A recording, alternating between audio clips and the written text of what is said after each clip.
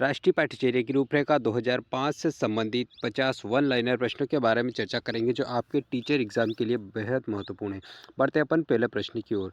NCF का पूर्ण नाम क्या है? तो दोस्तों एनसीएफ का full form national curriculum framework है। एनसीएफ 2005 की संस्था के द्वारा जारी किया गया था। तो दोस्तों ये एनसीईआरटी के द्वारा जारी किया गया था। एनसीएफ 2005 लागू होने वाला वर्ष कौन सा है? तो एनसीएफ दोस्तों 2005 में लागू हुआ था। और इससे पहले एनसीएफ कब लागू हुई थी? तो दोस्तों एनसीएफ 2000 इससे पहले का एनसीएफ लागू था।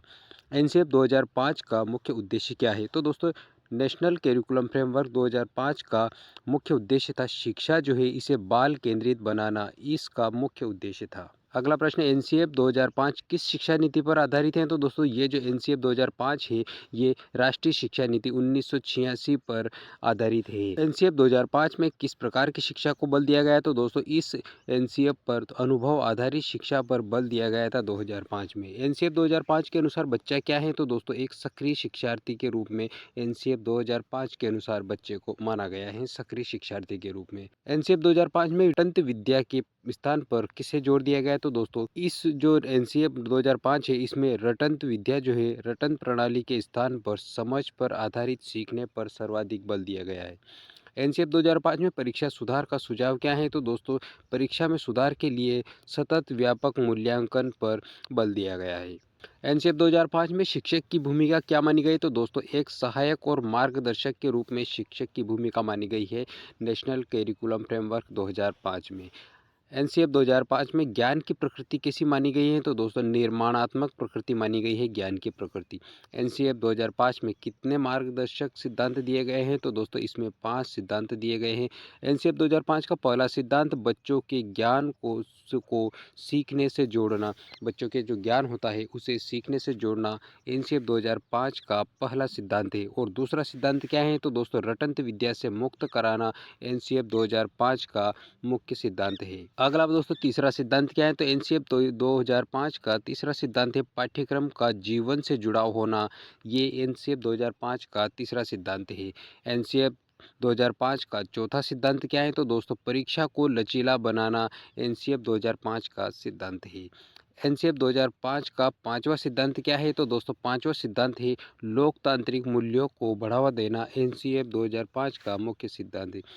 तो दोस्तों ये पांचों सिद्धांत एनसीएफ 2005 से संबंधित है। अगला है नेशनल करिकुलम फ्रेमवर्क 2005 में किस भाषा सूत्र की बात की गई? तो दोस्तों इसमें त्रिभाषा सूत्र की बात की गई थी।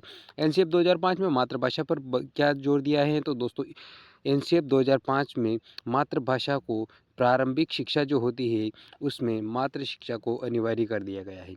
अगला प्रश्न, एनसीएफ 2005 में बालक के सर्वांगीण विकास पर जोर क्यों दिया गया? क्योंकि दोस्तों शिक्षा जीवन की तैयारी है, इसीलिए एनसीएफ 2005 में बालक का जो सर्वांगीण विकास पर जोर दिया गया है। एनसीएफ 2005 में स्कूल को क्या माना गया है? तो दोस्तों स्कूल को एनसीएफ 2005 के अनुसार एक सामाजिक संस्था के रूप में माना गया है। एनसीएफ 2005 में पाठ्य पुस्तक की भूमिका कैसी होती है? तो दोस्तों एक सहायक सामग्री के रूप में पाठ्य पुस्तक की भूमिका होती है। अगला प्रश्न, एनसीएफ 2005 में शिक्षक छात्र संबंध कैसा होना चाहिए? तो दोस्तों शिक्षक और छात्र दोनों का संबंध एक सहयोगात्मक संबंध के रूप में होना चाहिए एनसीएफ 2005 के अनुसार। अगला प्रश्न, एनसीएफ 2005 में समावेशी शिक्षा पर बल क्यों दिया गया? दोस्तों सभी बच्चों के लिए समान अवसर प्रदान करने के लिए समावेशी शिक्षा पर बल दिया गया था एनसीएफ 2005 के अनुसार।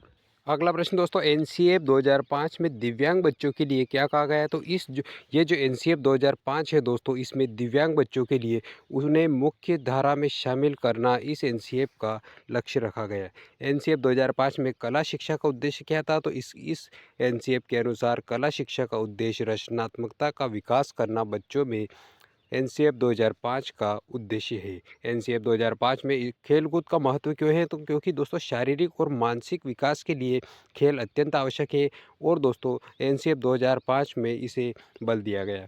एनसीएफ 2005 में मूल्य शिक्षा किस रूप में दी गई? तो दोस्तों गतिविधि आधारित शिक्षा के रूप में दी गई मूल्य शिक्षा। एनसीएफ 2005 में विज्ञान शिक्षण का क्या लक्ष्य है? तो दोस्तों विज्ञान शिक्षण का लक्ष्य है वैज्ञानिक दृष्टिकोण को विकसित करना, एनसीएफ 2005 का लक्ष्य है। नेक्स्ट प्रश्न, एनसीएफ 2005 में गणित शिक्षण पर क्या बल है? तो दोस्तों एनसीएफ 2005 जो है इसमें गणित शिक्षण को समझ और तर्क पर आधारित बनाया गया है। समझ और तर्क के माध्यम से बच्चों को सिखाया जाए, इस प्रकार से एनसीएफ 2005 में गणित शिक्षण पर बल दिया गया है। अगला प्रश्न है, एनसीएफ 2005 में सामाजिक विज्ञान शिक्षण सोशल साइंस का उद्देश्य क्या है? तो दोस्तों बच्चे को लोकतांत्रिक नागरिक के रूप में प्रस्तुत करना, एक लोकतांत्रिक नागरिक बनाना एनसीएफ 2005 का लक्ष्य है। एनसीएफ 2005 में पर्यावरण शिक्षा को कैसे जोड़ा गया है? तो दोस्तों सभी विषयों को एकीकृत करके पर्यावरण विषयों से जोड़ा गया एनसीएफ 2005 में। एनसीएफ 2005 में शिक्षक प्रशिक्षण का महत्व क्यों है? तो दोस्तों गुणवत्तापूर्ण शिक्षा को प्रदान करने के लिए शिक्षक प्रशिक्षण अनिवार्य है। अगला प्रश्न है, एनसीएफ 2005 में पाठ्यक्रम का स्वरूप कैसा है? तो दोस्तों लचीला स्वरूप बनाया गया है पाठ्यक्रम का। नेक्स्ट, एनसीएफ 2005 में सीखने की प्रक्रिया कैसी होनी चाहिए? तो दोस्तों नेशनल करिकुलम फ्रेमवर्क 2005 के अनुसार सीखने की प्रक्रिया आरामदायक होनी चाहिए। एनसीएफ 2005 में बच्चों की विविधता को कैसा देखा गया है? तो दोस्तों बच्चों की जो विविधता होती है, विविध पृष्ठभूमि से आने वाले बच्चों की सीखने का स्रोत माना गया है। एनसीएफ 2005 में तकनीकी की क्या भूमिका है? तो दोस्तों तकनीकी को सहायक उपकरण की दृष्टि से देखा गया है। एनसीएफ 2005 में मूल्यांकन का उद्देश्य क्या है? तो दोस्तों सीखने में सुधार करना एनसीएफ 2005 में मूल्यांकन का उद्देश्य है। एनसीएफ 2005 में गृह कार्य पर क्या विचार है? तो दोस्तों गृह कार्य के बारे में एनसीएफ 2005 का विचार है कि समिति और सार्थक रूप से बालक को सक्षम बनाना। अगला प्रश्न, एनसीएफ 2005 में स्कूल ज्ञान कैसा होना चाहिए? तो दोस्तों स्कूल का जो ज्ञान है वो जीवन से जुड़ा होना चाहिए एनसीएफ 2005 के अनुसार। एनसीएफ 2005 में बच्चा के अनुभव का महत्व क्या है? तो दोस्तों बालक के अनुभव का महत्व सीखने की आधारशिला पर होना चाहिए। एनसीएफ 2005 में शिक्षक को क्या स्वतंत्रता दी गई? तो दोस्तों शिक्षक जो होता है उसे विधि चयन की स्वतंत्रता प्रदान की गई है। शिक्षण की जो विधियां हैं उनके चयन की स्वतंत्रता शिक्षक को दी गई है एनसीएफ 2005 में। एनसीएफ 2005 में लोकतंत्र का क्या अर्थ है? तो दोस्तों लोकतंत्र का अर्थ है सहभागिता और संवाद। एनसीएफ 2005 में लोकतंत्र का अर्थ है।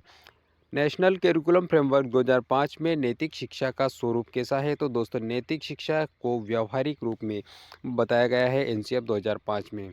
अगला प्रश्न, एनसीएफ 2005 में परीक्षा का तनाव कैसे कम किया गया? तो दोस्तों एनसीएफ 2005 में परीक्षा का जो तनाव है उसे सतत मूल्यांकन के माध्यम से परीक्षा के तनाव को कम किया गया है। एनसीएफ 2005 में स्कूल का वातावरण कैसा होना चाहिए? तो दोस्तों वातावरण भय मुक्त होना चाहिए एनसीएफ 2005 के अनुसार। एनसीएफ 2005 में शिक्षा को किससे जोड़ा गया है? तो दोस्तों समाज और संस्कृति से जोड़ा गया है एनसीएफ 2005 में। एनसीएफ 2005 में बाल अधिकारों पर क्या दृष्टिकोण है? तो दोस्तों समान संरक्षण बाल अधिकारों पर दृष्टिकोण रखा गया एनसीएफ 2005 के अनुसार। एनसीएफ 2005 का मूल मंत्र क्या है? तो दोस्तों एनसीएफ 2005 का मूल मंत्र है सीखना आनंद का अनुभव हो। ये एनसीएफ 2005 का मूल मंत्र है। दोस्तों जानकारी पसंद आई तो वीडियो को लाइक और चैनल को सब्सक्राइब करना मत भूलिएगा। मिलेंगे दोस्तों अगले वीडियो में, तब तक के लिए आपको बहुत बहुत धन्यवाद। मेरे द्वारा दी गई जानकारी आपको टेट एग्ज़ाम के लिए बहुत ही उपयोगी होगी।